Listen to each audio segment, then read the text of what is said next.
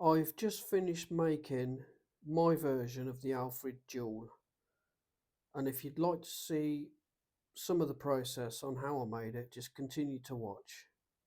I hope you enjoy.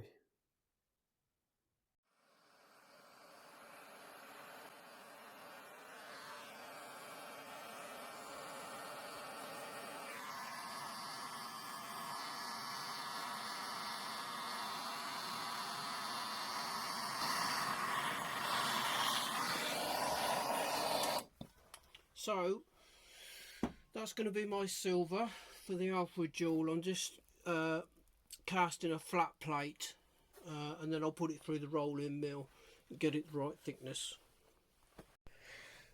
So I've annealed this piece of silver after casting it, and I'm just now going to start to roll it thinner, ready for the jewel.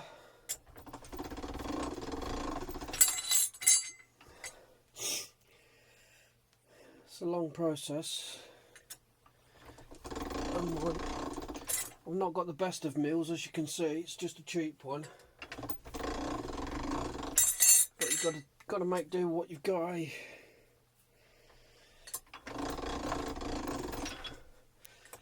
Just small increments is the way forward with this. Just be patient with it. Eventually it will get to the right thickness.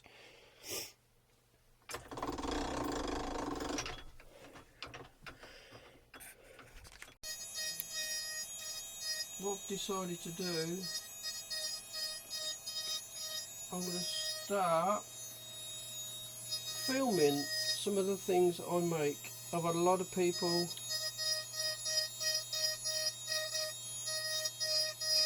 I can't do this at the same time. I've had a lot of people ask me to film some of the things I make. You know, it's been my hobby for quite a while now, and probably about time I started documenting some of the things. So my friend has challenged me to make the Alfred Jewel, which you can see from them images. It's a stunning piece of Anglo Saxon goldsmithing. It's actually a pointer.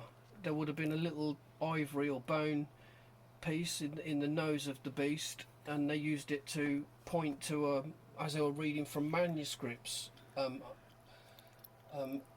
there's I'm working on the writing at the minute, Latin writing, which I believe stands for Alfred ordered me made. I'm doing it from solid silver, and I'm gonna gold gild it when it's finished. It's probably the trickiest thing I've ever had to make. I have a laser that can mark out the writing, but it won't go all the way through, so I've still got to use my jeweler's saw to cut out all the lettering, which is going to be really tricky. What I did was I mocked it up with this. This is epoxy sculpt, so I sculpted it with that so that I can get a visual representation of the scale of the actual piece, and also use it as a template for things like what I'm working on. As you can see, when this wraps round, to keep that bevel edge around that shape, you have to cut it in like a U shape, and there's so many parts to it, more parts than I realised, probably 6 or 7 different parts. I've got to do the head separate in a couple of parts, the lettering, the bottom bit with the Aztec style pattern around the bottom. Then there's a rock crystal in the centre with an image of Alfred, and then there's a lovely plate on the bottom with a really nice engraving on the bottom, which, you know, I'll cross all those bridges when I come to it. So yeah, I'm gonna document the process for a change and see if people like it. Alright.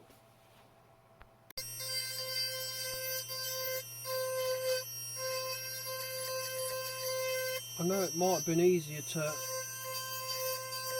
silver solder some beaded wire on the top of this, but I was worried about doing that because I'm going to be doing quite a bit of soldering later and I didn't want them to fall off.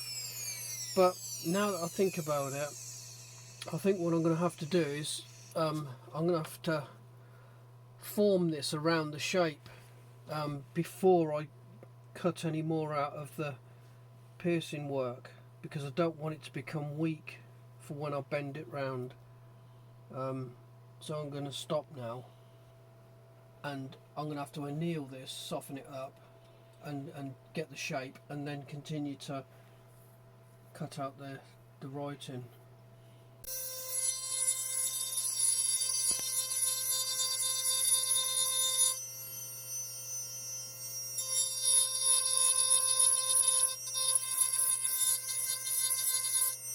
So what I've done so far, I've formed the shape now around my little former that I made. No need for those balls on the top now, and I'm just going to be cutting out the rest of the lettering. So I've got my dimensions and my rough shape. So I've realised, because I'm quite new to this filming, I forgot to film most of making this. So what I'm doing, I'm making this flat first, it's just easy to do, and that will be soldered to the bottom of that, because I've had a good look at the Alfred Jewel and I'm convinced that it's made in 2 parts, and it's just going to be easier for me. And then this bit here is going to be folded over to hold the plate on the bottom. And if you're wondering, this tool is a fantastic tool for detail work. It's primarily used in dentistry. I have got a Fordham rotary tool in the shed, but for fine detail and with these fine dental tools, recommend it highly. It's been brilliant. So I will try and keep up with the videos and yeah. So I'm now got to the stage where I've just got to solder these 2 pieces together, and I'm going to do that now. Just going to set everything up. Okay, so I didn't film the actual soldering process. It simply wasn't practical enough for me to focus on soldering while filming. I'm new to this, so it'll take me a bit of practice. So this is it now soldered together, which I'm quite pleased with. Ready for the next process, which is I've mocked up this as a just to gauge the scale. I shall be using this to try and cast this in silver, and then that will be soldered onto there. So onto the next phase. So for now, it's looking good. It's looking good so far. I'm okay with that.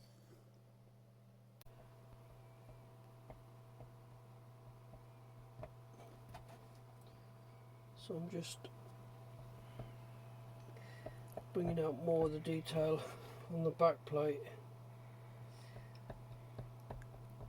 This is another silver plate.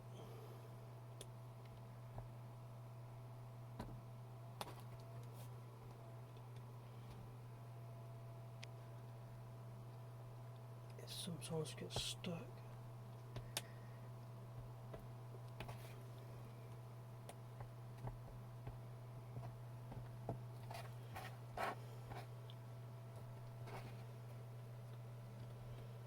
The good thing about this, it kind of doesn't matter if I do slip and scratch it, because the original one has actually got some scratches on it. So that's my excuse. So the back plate is more or less done, so that's a nice tight fit in there. Obviously I've still got a it pops out because I've still got to put the resin with the King Alfred image in there, but this has turned out nice. There's a few tiny scratches on it, but I think once that's gold plated it should look nice. And it kind of doesn't matter if there's a fine scratch here and there. Yeah, so coming along.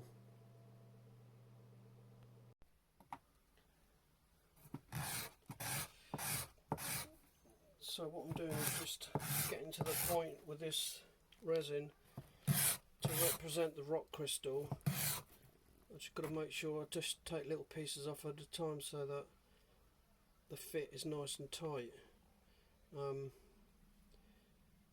So it's coming along.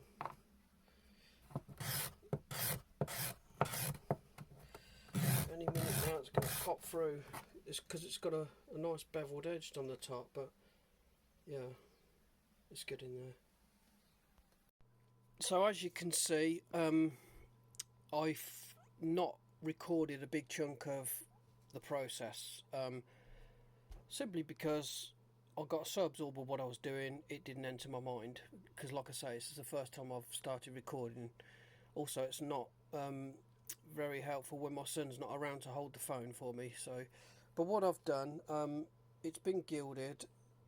I used a combination actually of some of these gildings, but what I used quite a bit was this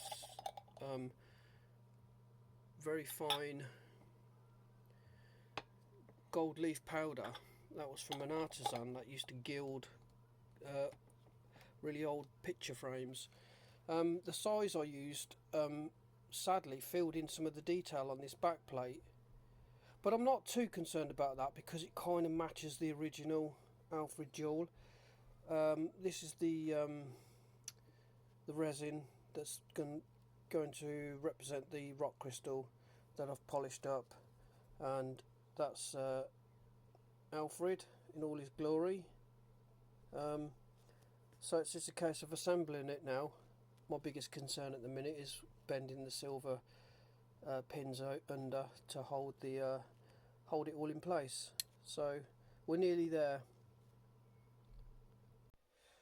So for the stand, I am making this little copper wire. I'm going to put some rubber sleeves over the ends so that it doesn't scratch, and make a wooden base for it. For me personally, I think this is probably one of the most interesting Anglo Saxon artifacts ever found. I mean, it actually surprised me to learn, even though it was made in the late 9th century, it was actually found in 1693 on a ploughed field in Somerset. The original jewel, it's made of solid gold. There's a cloisonne enamel plaque with what some people say is the image of Christ, and on top of that is a polished rock crystal. Obviously I've used resin to represent the rock crystal. It's just given me such an appreciation for the old Saxon goldsmiths. It's an amazing artifact, and I hope you've enjoyed watching it.